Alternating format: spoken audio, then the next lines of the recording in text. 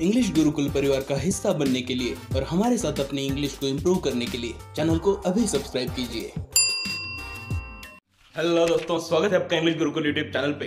दोस्तों, अभी हम इंडिविजुअल एंड सोसाइटी का 20वां चैप्टर पढ़ रहे हैं जिसका नाम है जंप। इसे लिखा है नडीने गॉर्डिमर ने। नडीने गॉर्डिमर एक साउथ अफ्रीकन राइटर हैं और आपको पता है साउथ अफ्रीका में लगभग 1994 तक अपार्थाइड की गवर्नमेंट थी। अभी अपार्थाइड गवर्नमेंट क्या होती है? इस गवर्नमेंट के अंदर लोगों को उनके स्किन के कलर के हिसाब से सेग्रीगेट किया जाता है, सेपरेट किया जाता है। साउथ अफ्रीका में जब हम देखते हैं तो जो व्हाइट लोग थे जो कि यूरोप से वहां पर माइग्रेट हुए थे और वहां पे आकर उन्होंने अपनी कॉलोनी बनाई थी, वो अपने आप को वर्चस्व देते थे और वहां पे रहने वाले जो लोकल लोग थे जो कि अफ्रीकन लोग थे और जिनके स्किन का कलर डार्क था, काला था, उन लोगों को बहुत ही कम अधिकार देते थे। तो ऐसे पॉलिटिकल सिस्टम में नडीने गॉर्डिमर पली बड़ी हुई है और उनकी राइटिंग के ऊपर इस अपार्थाइड सिस्टम का बहुत ज्यादा इंपैक्ट है। यहां तक कि उन्होंने अपनी जिंदगी में जो कुछ भी लिखा है उसमें से मैक्सिमम कंटेंट अगर हम देखेंगे तो कहीं ना कहीं अपार्थाइड और रेशियल सेग्रीगेशन और पॉलिटिक्स इन तीनों विषयों के ऊपर फोकस करता है। अक्सर उनके जो कैरेक्टर्स होते हैं वो या तो कोई पॉलिटिकल एक्टिविस्ट होते हैं, कोई नेता होते हैं, या किसी ना किसी तरह से उनकी जिंदगी के ऊपर पॉलिटिक्स का असर पड़ रहा होता है या फिर अपार्थाइड सिस्टम का इंपैक्ट पड़ रहा होता है। इस कहानी का हीरो एक अनमैन्ड इंसान, अननेम्ड इंसान है जिसका कोई नाम इस कहानी के अंदर नहीं दिया गया है। अब जानबूझकर ऐसा किया गया है क्योंकि जब आप किसी कैरेक्टर को एक नाम दे देते हो तो नाम के साथ उसका धर्म आ जाता है, उसकी एक पहचान आ जाती है और कहीं ना कहीं उस कैरेक्टर को आप उसी एक एंगल से देख पाते हो। लेकिन जब आप एक कैरेक्टर को नाम नहीं देते हो और उसे अननेम रखते हो, अज्ञात रखते हो, तो उस वक्त पॉसिबिलिटीज बहुत ज्यादा हो जाती है। और कहीं ना कहीं इससे हमें यह समझ में आता है कि नडीने गॉर्डिमर ने जानबूझकर अपने लीड कैरेक्टर को कोई नाम दिया है क्योंकि उन्हें लगता है कि ऐसे कैरेक्टर्स बहुत ज्यादा पैमाने पर हो सकते हैं। तो ये एक लीड कैरेक्टर है जो किसी एक अफ्रीकन कंट्री के बीच में पला बड़ा हुआ है। यहाँ पे उन्होंने फिर से एक बार उस अफ्रीकन कंट्री का नाम भी नहीं बताया है। फिर से एक बार इसका रीजन ये था कि अफ्रीकन कंट्रीज में, कई सारी अफ्रीकन कंट्रीज में जो यूरोपियन डिसेंट के लोग थे, यूरोपियन कॉलोनीज वहां पे रहा करती थी और कहीं ना कहीं हर तरफ एक जैसा ही पॉलिटिकल एटमॉस्फेयर था। तो इसीलिए वो कहते हैं कि वो जो कंट्री है वो भी एक अननेम कंट्री है। अब एक ऐसी अननेम कंट्री की कहानी है जहां पे अपार्थाइड की सिस्टम हुआ करती थी। और आपको अपार्थाइड के बारे में और थोड़ा डिटेल में बताऊं तो जब हम हिस्ट्री के अंदर झांक कर देखते हैं तो लगभग 18वीं 19वीं सदी के टाइम पे जिस वक्त पे भारत देश में यूरोपियंस आकर रह गए थे, उसी टाइम पे यूरोपियंस ने अफ्रीका के कई देशों के अंदर अपनी कॉलोनीज बसाई थी। अभी कॉलोनीज का मतलब क्या होता है? कॉलोनीज का मतलब होता है यूरोपियन लोग अपने अपने वहां पे शहर बसाएंगे, अपने अपने कॉलोनीज वहां पे बनाएंगे और वहां पे रह के वहां पे बिजनेस करेंगे और वहां के लोगों को पॉलिटिकली इन्फ्लुएंस करेंगे, वहां के पॉलिटिकल के ऊपर अपना वर्चस्व स्थापित करेंगे। तो कुछ ऐसा ही लगभग पूरे के पूरे अफ्रीकन कंट्रीज के बीच में हो गया था और वहां पे जो यूरोपियन डिसेंट के लोग हैं वहां पर आके रहते थे, कॉलोनीज बसाते थे, वहां से व्यापार करते थे, व्यवसाय करते थे। व्यापार में जब हम देखते हैं तो जो यूरोप की कंपनियां हैं उनका माल यहां पर लाकर बेचा करते थे और जिस देश में वो कॉलोनी बसाकर रह रहे हैं वहां से कच्चा माल यूरोप में भेजते थे।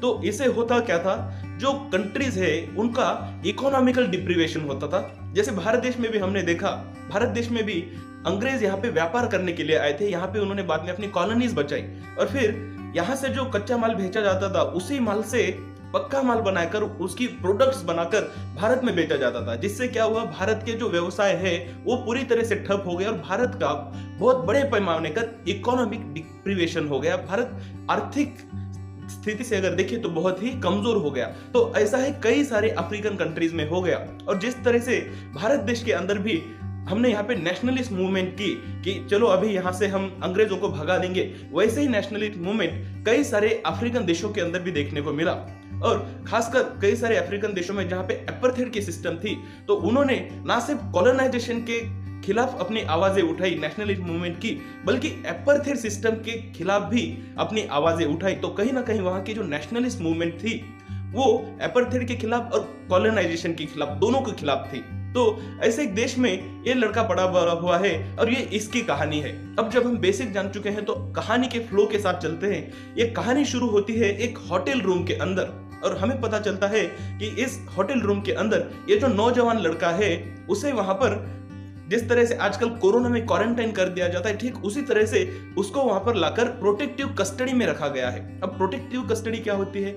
अक्सर जब हम देखते हैं किसी पॉलिटिकल नेता को कुछ बाहर प्रेस कॉन्फ्रेंस देने की आजादी नहीं दी जाती है या पब्लिक में जाने की आजादी नहीं जाती है, उनको सबसे दूर रखा जाता है, लेकिन वो पुलिस कस्टडी की तरह नहीं होता है। पुलिस कस्टडी में अक्सर उनसे जानकारी लेने के लिए मारपीट की जा सकती है या फिर अलग अलग तरह से उनसे चीजें या सीक्रेट इंफॉर्मेशन उगलवाई जा सकती है, लेकिन प्रोटेक्टिव कस्टडी में ऐसा नहीं रहता। प्रोटेक्टिव कस्टडी में इंसान फ्रीली रह सकता है। तो ऐसे ही एक प्रोटेक्टिव कस्टडी के अंदर इस लड़के को रखा गया है जो कि यूरोपियन डिसेंट का है, जो कि कॉलोनी में वहां पे रहा करता था पहले।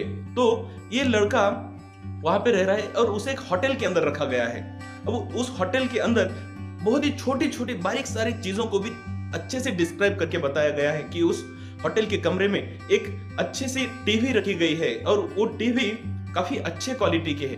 उस टीवी के अंदर जब जाकर लड़का अपने आप को देखता है, जब वो अपने आप को देखने की कोशिश करता है तो अपने बदले हुए स्वरूप को वो देखता है। जब वो अपने चेहरे के ऊपर से हाथ फेरता है तो वो देखता है कि अब पहले जो उसको दाढ़ी हुआ करती थी अब वो दाढ़ी नहीं है, उसको रिहेबिलिटेट किया गया है। रिहेबिलिटेट करने का मतलब होता है अक्सर जब कोई कैदी जेल से छूटकर वापस आता है या कोई पागल इंसान वापस अपने घर पर लाया जाता है तो उसे रिहेबिलिटेट किया जाता है, उसको रहने लायक वातावरण वहां पर बनाया जाता है। तो उसको रिहेबिलिटेट करने के लिए उसमें काफी सारे चेंजेस किए गए। उसमें से एक है उसकी दाढ़ी को हटा देना। साथ ही साथ पहले जब वो आर्मी के कपड़े पहना करता था, आर्मी के आपको पता है जो कैमोफ्लेज्ड यूनिफॉर्म्स होते हैं, ऐसे कपड़े पहना करता था, बड़े बड़े शूज बूट्स पहना करता था, आर्मी की कैप पहना करता था। अब उसका जो एक्सटर्नल अपीयरेंस है वो बहुत हद तक बदल चुका है। अब वो क्लीन शेव्ड है और नॉर्मल कपड़े उसने पहने हुए हैं। ये सब वो उस टीवी स्क्रीन के अंदर देख सकता है। और फिर जब वो उस टीवी स्क्रीन के अंदर देख रहा है तो उस वक्त वो अपने आप को भी देख रहा है। तो वो देख रहा है कि उसके हाथ के उंगलियों के बीच में जो वी शेप होता है वहां पे सिगरेट के धुएं के कारण पीला पीला सा कलर हो गया है। इससे हमें समझ में आता है कि वो उस प्रोटेक्टिव कस्टडी में काफी हद तक अकेला है और वो बहुत ज्यादा स्मोकिंग करता है। हमें यह भी पता चलता है कि वहां की जो गवर्नमेंट है वो उसका पसंदीदा ब्रांड का सिगरेट उसको प्रोवाइड करती है। वो जिस होटल में रहता है वहां पे उसको काफी सारी फैसिलिटीज दी गई है, जैसे कि वो जो चाहे ऑर्डर कर सकता है। वहां पे टेलीफोन रखा हुआ है, वो टेलीफोन से ऑर्डर कर सकता है और वो चाहे तो वाइन बियर जो चाहे मंगा सकता है और थोड़ी देर में वो वहां पर आ जाता है। कभी कभी अगर वो कोई वाइन मंगाता है या विस्की मंगाता है तो वो विस्की आती नहीं है, लेकिन ऐसा होता है कि वो सामने वाला मना भी नहीं करता है। तो एक हद तक जब हम देखते हैं तो जो वहां की गवर्नमेंट है उस प्रोटेक्टिव कस्टडी में जो नौजवान है उसका काफी हद तक अच्छे से ख्याल रखती है। उस नौजवान को यह तक कहा गया है कि तुम जितना चाहो टेलीफोन का यूज कर सकते हो। इस अफ्रीकन कंट्री से तुम अपने यूरोपियन गांव में तुम अपने माँ बाप को फोन कर सकते हो, लॉन्ग डिस्टेंस ISD कॉल कर सकते हो और उसका भी उसे कोई बिल नहीं भरना होता है। लेकिन अब जब ये बेसिक सारी चीजें हम जान जाते हैं तो कहीं ना कहीं जिस स्टाइल में नडीने गॉर्डिमर ने इस स्टोरी को लिखा हुआ है, कहीं ना कहीं हमें यह महसूस होता है कि ये जो कैरेक्टर है, ये जो नौजवान लड़का है, कहीं ना कहीं वो पछतावा कर रहा है। कहीं ना कहीं उसके दिमाग के अंदर अपनी ही कहानी चल रही है। जब आप देखते हो कि किसी इंसान को जब प्रिजन के अंदर डाल दिया जाता है, जेल के अंदर डाल दिया जाता है, तो अक्सर वो अपने पछतावे के कारण इंप्रूव होता है।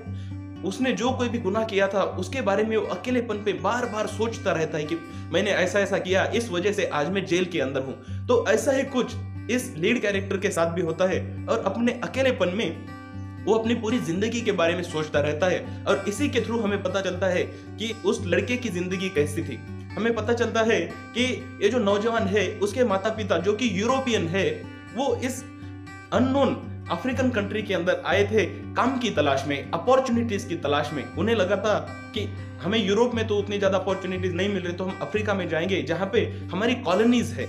ऑलरेडी यहाँ पे यूरोपियन लोग आकर कॉलोनी बसाकर रह रहे थे, तो यहाँ पे अपॉर्चुनिटीज की तलाश में वो आए थे। लेकिन उन्हें इतनी भी कोई बड़ी अपॉर्चुनिटी नहीं मिली थी, बल्कि वो एक क्लेरिकल जॉब कर रहे थे। वहां पे जो भी सिविल सर्विसेज होती हैं, आपको पता है सिविल सर्विसेज यानी कि एडमिनिस्ट्रेटिव सर्विसेज होती हैं, तो उन एडमिनिस्ट्रेटिव सर्विसेज में किसी एक ऑफिस में इस नौजवान के पिताजी क्लेरिकल जॉब करते थे। और उस क्लेरिकल जॉब में ऐसा भी नहीं कि उसकी जिंदगी बहुत ज्यादा पॉश थी, तो उसकी एक नॉर्मल सी जिंदगी थी। और अक्सर वो जिस कॉलोनी में रहता था उस कॉलोनी में बाकी के भी यूरोपियन लोग रहा करते थे। तो ऐसे में उस लड़के के जो फ्रेंड्स थे, उसका जो पीयर ग्रुप था, उसके जो दोस्तानों का ग्रुप था, उसके अंदर ज्यादा से ज्यादा यूरोपियन बच्चे ही थे। और फिर उन लोगों को कभी ऐसा महसूस नहीं होता है कि इस देश में जहां पे हम रहते हैं, यहाँ के जो ब्लैक लोग हैं, यहाँ के जो नेटिव लोग हैं, वो कभी हमें परेशानी करेंगे। उनको ऐसा नहीं कि बहुत ज्यादा सुख सुविधाएं थी, लेकिन वहां पे उनको कोई परेशानी भी नहीं थी।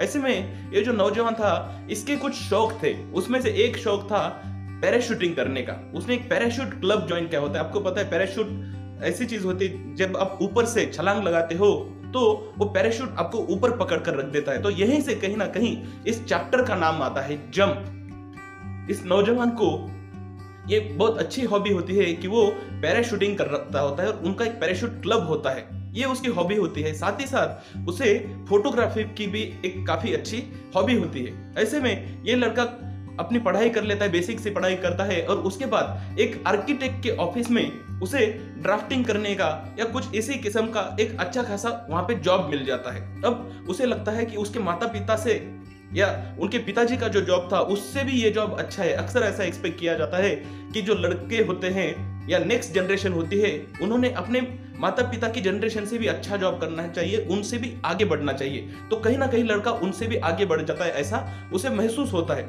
लेकिन उसकी जिंदगी में एक बड़ा चेंज आता है तब जब उस देश के अंदर एक क्रांति हो जाती है और वहां पे रहने वाले जो नेटिव ब्लैक पीपल है, वो वहां की कॉलोनीज को वहां से उखाड़ कर फेंक देते हैं। और जैसे कि मैंने आपको बताया था, जो कॉलोनीज थे ये किसी ना किसी यूरोपियन कंट्रीज के थे।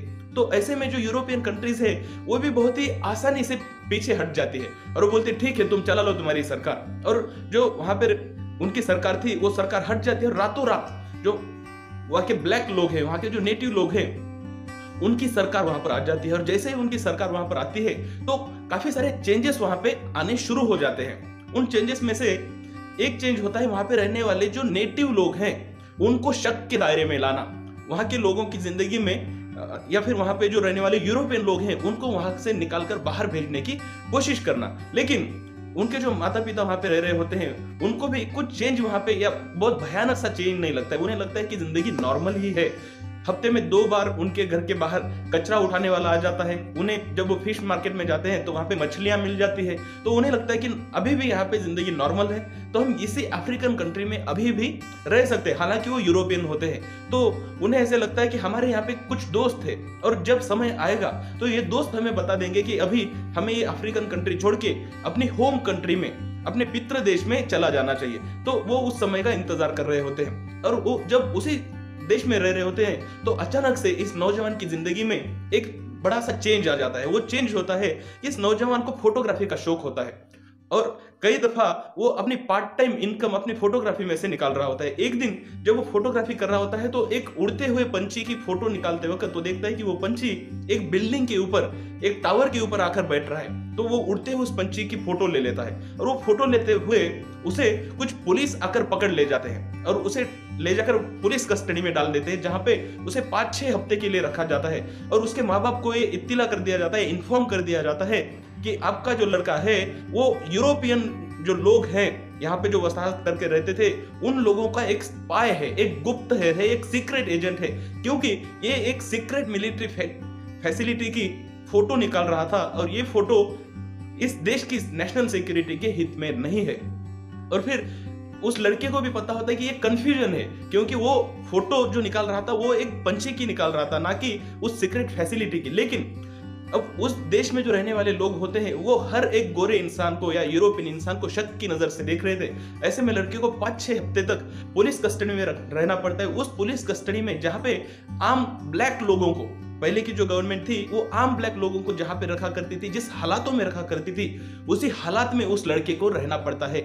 और ये उस लड़के की जिंदगी में एक टर्निंग पॉइंट बन जाता है। हालांकि 5-6 हफ्ते बाद उसके पिताजी, जो कि गवर्नमेंट के एक ऑफिसर थे या फिर एक क्लर्क थे, वो अपनी पहचान से कुछ ना कुछ जुगाड़ लगाकर लड़के को वहां से छुड़ा कर ले आते हैं। लेकिन फिर उनका मन वहां से उठ जाता है और फिर कुछ दिनों के बाद उसके जो माता पिता जी है वो वापस अपने देश में चला जाता है। लेकिन लड़का अभी भी अफ्रीकन कंट्री में ही रह रहा होता है और जब वो जेल से छूट कर आता है तो उसका जो पीयर ग्रुप है, जो कि पैराशूट क्लब था, वो पैराशूट क्लब उसको सहारा देता है। और फिर वहां से कुछ चेंजेस आने शुरू हो जाते हैं। वो जो क्लब है जो पहले पैराशूटिंग किया करता था, उनके ऊपर भी बंदी आ गई है। और लड़के को जब गिरफ्तार किया गया था तो उसका जो कैमरा है वो कैमरा तोड़ दिया गया था, जब्त कर दिया गया था। तो कहीं ना कहीं इस नौजवान के मन के अंदर अब उस देश की जो नई बदली हुई सरकार है जिसे ब्लैक लोग चलाते हैं उनके प्रति अब उसके मन में घृणा पैदा हो जाती है, गुस्सा पैदा हो जाता है। उसे ऐसे लगने लगता है कि ये जो ब्लैक लोग हैं ये अच्छे से सरकार चला ही नहीं सकते, क्योंकि उसके साथ एक इनजस्टिस हुआ था, उसके साथ ये अन्याय हुआ था, अत्याचार हुआ था कि उसे बिना किसी कारण के जेल के अंदर डाल दिया गया था। तो अब वो जो पूरी की पूरी ब्लैक गवर्नमेंट है या ब्लैक कम्युनिटी है उसके प्रति उसे घृणा पैदा हो जाती है। और उनके बाकी के जो सदस्य होते पैराशूटिंग क्लब के, वो भी कहीं ना कहीं उसकी उस घृणा को या उसके गुस्से को आग देते हैं। और फिर ये सारे लोग मिलकर सीक्रेट मीटिंग्स अटेंड करने लगते हैं। और ये सीक्रेट मीटिंग होती है इस देश की जो गवर्नमेंट है उसको फिर से एक बार उखाड़ कर फेंकने की कोशिश करने वाली। इसे कहा जाता है डिस्टेबिलाइजर्स। जैसे आपको पता है स्टेबिलाइज करने का मतलब होता है सेटल करना, और डिस्टेबिलाइज करने का मतलब होता है जो सेटल हो चुका है उसको उखाड़ कर फेंकने की कोशिश करना। तो वहां पे ये डिस्टेबिलाइजर्स का एक सीक्रेट ग्रुप बन रहा होता है। अक्सर इनकी सीक्रेट सी मीटिंग वहां पे होती रहती है, और इन मीटिंग्स के अंदर अक्सर हम देखते हैं कि किस तरह से कोई एक नॉर्मल सा व्यक्ति आतंकवादी बन जाता है। ये लड़का जो कॉमन सा लड़का था उसके अंदर कैसे कैसे चेंजेस आते हैं ये हमें इन मीटिंग्स के थ्रू पता चलता है। इन मीटिंग्स में काफी सारी चीजें बताई जाती है, अलग अलग इंफॉर्मेशन दी जाती है, और उसके थ्रू इस लड़के का मन परिवर्तन हो जाता है। और अब उसे यहाँ की जो गवर्नमेंट है, जो बदली हुई सरकार है, उसके प्रति बहुत ज्यादा गुस्सा आ जाता है। और उसे ऐसे लगने लगता है कि इस सरकार को यहाँ से उखाड़ कर फेंकना यही देश प्रेम है, यही पैट्रियटिज्म है। यहाँ पे इस चीज को समझना बहुत ज्यादा जरूरी है, क्योंकि कोई भी इंसान तभी काम करता है, भले ही वो बुरा काम करता है, लेकिन उसके पीछे उसे ऐसे लग रहा होता है कि वो बहुत ही अच्छा काम कर रहा है। तो लड़के को ये लग रहा होता है कि वो जो भी कर रहा है वो एक पैट्रियोटिक एक्टिविटी है, वो एक देश प्रेम की गतिविधि है। ऐसे में ये लड़का कुछ दिनों तक इन मीटिंग्स को अटेंड करता है, और उसके बाद उसे वहां से यूरोप में भेज दिया जाता है। और उसके माँ बाप को कहा जाता है कि आप ही के शहर में हम आपके लड़के को पढ़ाई के लिए भेज रहे हैं। और उनके माता पिता को भी बहुत अच्छा लगता है कि चलो अभी लड़का तो अपने स्वदेश आ गया, अपने देश में वापस आ गया। साथ ही साथ उन्हें यह भी अच्छा महसूस होता है कि इस लड़के का जो पीयर ग्रुप है, इसके जो दोस्त है, इसके जो पहचान वाले लोग हैं, वो उसके एजुकेशन की भी फंडिंग कर रही है। लेकिन जब ये लड़का वापस यूरोप में जाता है, अपने माँ बाप के ही शहर में जाता है, तो उस वक्त वो भी समझ पाते हैं कि लड़का जो कुछ भी कर रहा है ये पढ़ाई तो नहीं है, या फिर नॉर्मल तरीके से जिस तरह से पढ़ाई है वो उस तरह की पढ़ाई नहीं है। क्योंकि लड़का वहां पे पढ़ाई के लिए नहीं गया होता है, बल्कि कुछ और करने के लिए गया होता है। जब लड़का यूरोप में जाता है तो वहां पे उसे एक अपार्टमेंट नहीं बल्कि एक बड़ा सा मकान दिया जाता है, पॉश सा घर दिया जाता है। उस घर के अंदर एक मेड, एक सर्वेंट भी उसको दी जाती है। साथ ही साथ उसके घर में काफी सारी फैसिलिटीज, जिसके अंदर टेलीकम्युनिकेशन जैसे कि फैक्स हुआ, टेलीफोन हुआ या रेडियो, इस तरह की अलग अलग टेक्नोलॉजीज इंस्टॉल की गई थी। साथ ही साथ लड़के का अपना खुद का ऑफिस भी उसी घर में था, और उसे मिलने के लिए अलग अलग देशों से इंटरनेशनल रिप्रेजेंटेटिव्स आया करते थे। वो इंटरनेशनल मीटिंग्स उसके घर में हुआ करती थी। वो लड़का भी वहां पे रहता था, कुछ दिन वो उस शहर में रहता था यूरोप के, बाकी टाइम पे वो यहाँ फिर वहां कभी आता था तो कभी जाता था। अक्सर वो एयरपोर्ट्स पर ही पाया जाता था। तो अचानक से लड़का एक इंटरनेशनल एक्टिविटी के अंदर लिप्त हो गया था। फिर हमें पता चलता है कि लड़का क्या कर रहा था। जैसे कि मैंने आपको बताया था कि जो कॉलोनीज हुआ करती थी और अफ्रीका के अंदर अपनी सरकार चलाती थी, तो उसके पीछे उद्देश्य था जो यूरोप की कंपनीज है उनका माल अफ्रीका के अंदर भेजना। तो एक तरह से वो यूरोप की कंपनीज का बिजनेस अफ्रीका के अंदर बढ़ाया करते थे। अब ऐसे समय में जब वहां की गवर्नमेंट ही बदल गई है, तो जाहिर सी बात है वो जो अफ्रीकन कंट्रीज है वो अब यूरोप की उन कंपनीज के साथ बिजनेस नहीं करेंगे। तो ऐसे में उन यूरोप की कंपनीज का जो व्यापार है, जो बिजनेस है, वो कम हो रहा था। तो ये लड़का यूरोप में जाता था और वहां पे अलग अलग कंपनीज के रिप्रेजेंटेटिव्स को मिलता था, ओनर्स को मिलता था, अलग अलग ऐसे ग्रुप्स को मिलता था, दानी जो डोनेट किया करते थे ऐसे लोगों को मिला करता था, जिनसे उसे डोनेशन मिलता था, पैसा मिलता था। क्यों?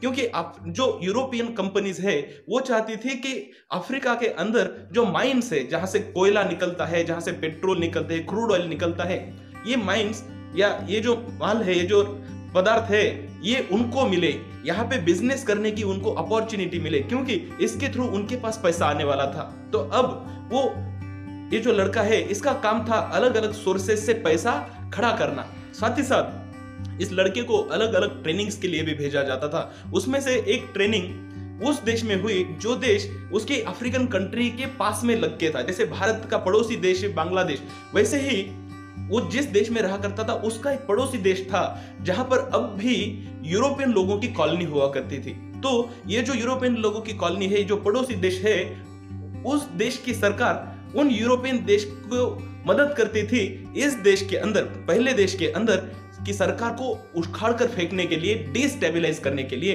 और ऐसा करने के लिए ये जो पड़ोसी मुल्क है, जो पड़ोसी देश है, वो पड़ोसी देश उसी देश में रहने वाले लोगों को प्रॉक्सी की तरह यूज करता था। जैसे कि आपने स्लीपर सेल्स का कुछ कंसेप्ट सुना होगा, जो अक्षय कुमार की मूवी थी सोल्जर नेवर ऑफ ड्यूटी, तो उसके अंदर भी दिखाया गया था, हॉलीडे मूवी के अंदर। उसी तरह से स्लीपर सेल्स क्रिएट करना और फिर उसी देश में रहने वाले लोगों के हाथ में बंदूकें थमा देना, उस देश के अंदर बॉम्ब स्फोट करना, बॉम्ब ब्लास्ट करना, वहां के हॉस्पिटल्स उड़ा देना, ट्रेन्स उड़ा देना, उस देश के अंदर आतंकवादी गतिविधियों को बढ़ाना, जिससे कि वहां की सरकार डिस्टेबलाइज हो जाए, जिससे कि वहां की सरकार काम ना कर पाए, कमजोर हो जाए, और फिर से एक बार वो लोग अपनी सरकार को वहां पे स्थापित कर सके, स्टेबल कर सके, एस्टेब्लिश कर सके। तो ऐसे एक्टिविटीज हुआ करती थी। तो ये जो नौजवान है वो उस पड़ोसी मुल्क में भी जाता था, वहां की जो ट्रेनिंग फैसिलिटी है, जो कैंप है, उस कैंप को वो देखता था। उस कैंप में जब एक बार वो गया तो वहां पे जो रेडियो स्टेशन है,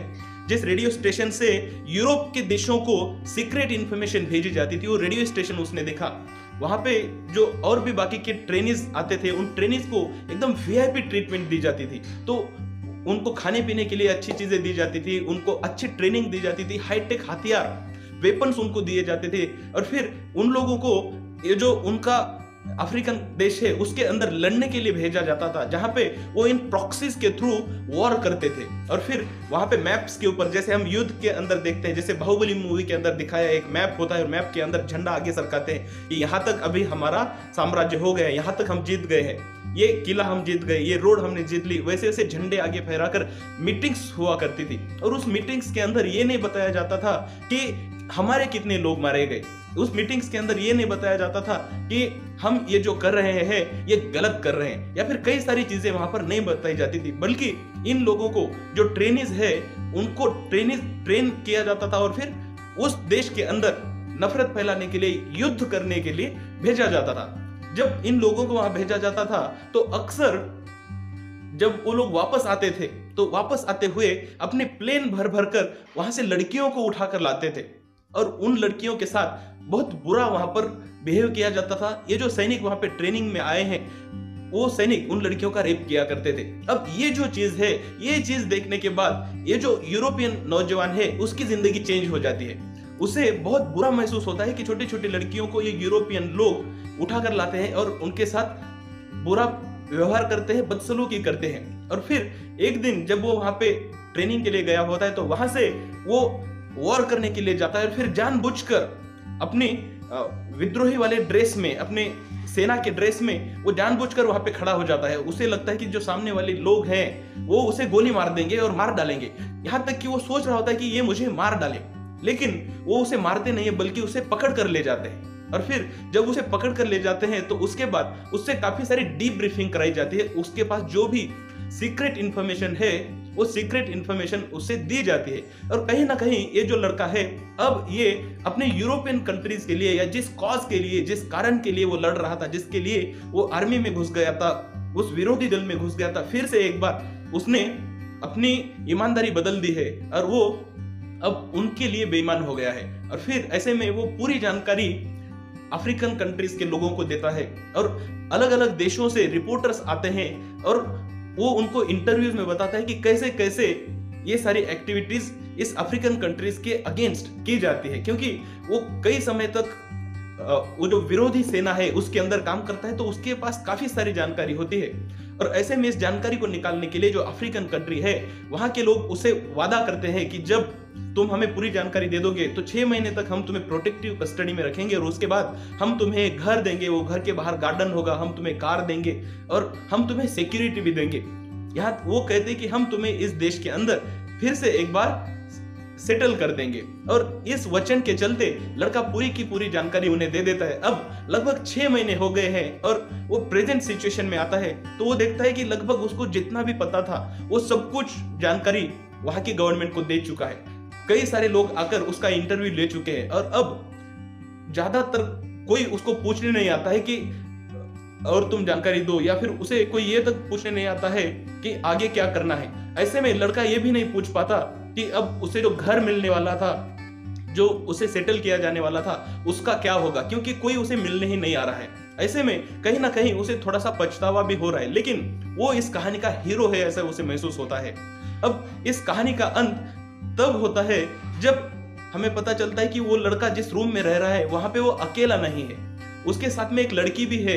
वो लड़की उसे तब मिली थी जब वो एक हॉस्पिटल को ले जाया गया था, कुछ चेकअप के लिए ले जाया गया था, तो कहीं ना कहीं वो लड़की भी उसके साथ टैग हो गई थी, उसी के साथ वो लड़की आ गई थी, वो वहां पे रहती है।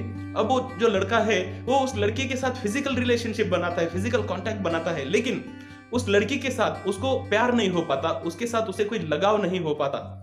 एक दिन वो लड़की उसे कहती भी है, यू डोंट लव मी, तुम मुझसे प्यार नहीं कहते। और ऐसा सुनने के बाद वो लड़का बहुत जोर से रोता है। कहीं ना कहीं लड़का चाहता है कि उसकी जिंदगी नॉर्मल हो जाए, लेकिन उसे बार बार वो जो छोटी छोटी लड़कियां थी उनके साथ कितना बुरा व्यवहार किया जाता है यूरोपियन सोल्जर्स के द्वारा, वो उसे याद आ जाता है और उसके कारण वो पछतावे के अंदर ही अपनी जिंदगी बिताता है। जिस दिन ये स्टोरी घटित हो रही है उस दिन वो लड़की इस नौजवान को कहते हैं कि चलो हम बाहर जाएंगे, तुम जहां चाहे वहां जा सकते हैं, हम बाहर जाएंगे किसी सस्ते से होटल में, हम झींगे खाएंगे, प्रॉन्स खाएंगे, हम स्विमिंग करेंगे। वो लड़की चाहती है कि वो उस लड़के के साथ अपने रिलेशनशिप को आगे बढ़ाए, लेकिन लड़का कहता है कि वो कहीं नहीं आएगा। ऐसे में लड़की अकेले ही उस होटल की रूम से बाहर चली जाती है और फिर जब वो लड़की बाहर चली जाती है तो लड़का पूरी तरह से अकेला हो जाता है। जब वो अपने होटल की रूम का पर्दा खोल के बाहर देखता है तो वो देखता है कि नीचे जो लोग हैं वो नीचे से चिल्ला रहे हैं। वो देखता है कि वहां पे जो लोग चल रहे हैं उनमें से कुछ लोगों के कान काट दिए गए हैं, कुछ लोगों के हाथ नहीं, हाथ की जगह पे डुप्लीकेट रॉड्स हैं, डुप्लीकेट हाथ है। वो देखता है कि नीचे पूरे गरीब लोग, भिखारी लोग घूम रहे हैं और ये सारे लोग उसको गालियां दे रहे हैं। ऐसा सुनने के बाद लड़का सोचता है कि वो उस खिड़की से नीचे जंप कर जाएगा, नीचे कूद जाएगा, लेकिन वो अपने आप को कहता है नॉट नाउ, नॉट टुडे, आज नहीं करूंगा, अभी नहीं करूंगा। और इसीलिए शायद इस कहानी का नाम जंप रखा गया है। दोस्तों, इस पूरी कहानी को जब हम पढ़ते हैं तो हमें समझ में आता है कि एक नॉर्मल व्यक्ति किस तरह से एक क्रिमिनल बन जाता है, या फिर किस तरह से एक नॉर्मल से व्यक्ति को भी आतंकवादी या दहशतवादी के अंदर कन्वर्ट किया जा सकता है। ऐसे में अक्सर हमें हमारे दिमाग के ऊपर कुछ जैसे साइबर सिक्योरिटी लगाते हैं, एंटीवायरस लगाते हैं, उसी तरह के एंटीवायरस लगाने की कोशिश करनी चाहिए। जब हम कोई एक्सट्रीम ख्याल सोचते हैं या जब हमें कोई भड़काने की कोशिश करता है, बड़े बड़े रेडिकल थॉट सुनाता है, तो अक्सर हमें पॉज करना चाहिए, हमें रुकना चाहिए। अगर कोई हमें बता रहा है कि गौ माता को मार दिया जाता है, हमें उसकी प्रोटेक्शन करने के लिए कुछ लोगों को मारना है, तो अक्सर कुछ लोग उसके बहकावे में आ जाते हैं और इसीलिए हमें कई सारी लिंचिंग्स भी हमारे देश के अंदर देखने को मिली है। ऐसे में हम नौजवान हैं, ये हमारा फर्ज है कि हम एक्सट्रीम स्टेप लेने से बचे, हम ये समझ पाए कि कौन सी चीज अच्छी है, कौन सा विचार गलत है, और इन दोनों के बीच में डिफरेंस जानकर जो सही कदम है, जो सही विचार है, उसके साथ चलने की हमेशा कोशिश करें। उम्मीद करता हूं आपको ये चैप्टर की समरी अच्छे से समझ गई है। अगर आपके कुछ डाउट्स है और सुझाव है तो जरूर कमेंट कर पूछ सकते हैं। Thank you very much.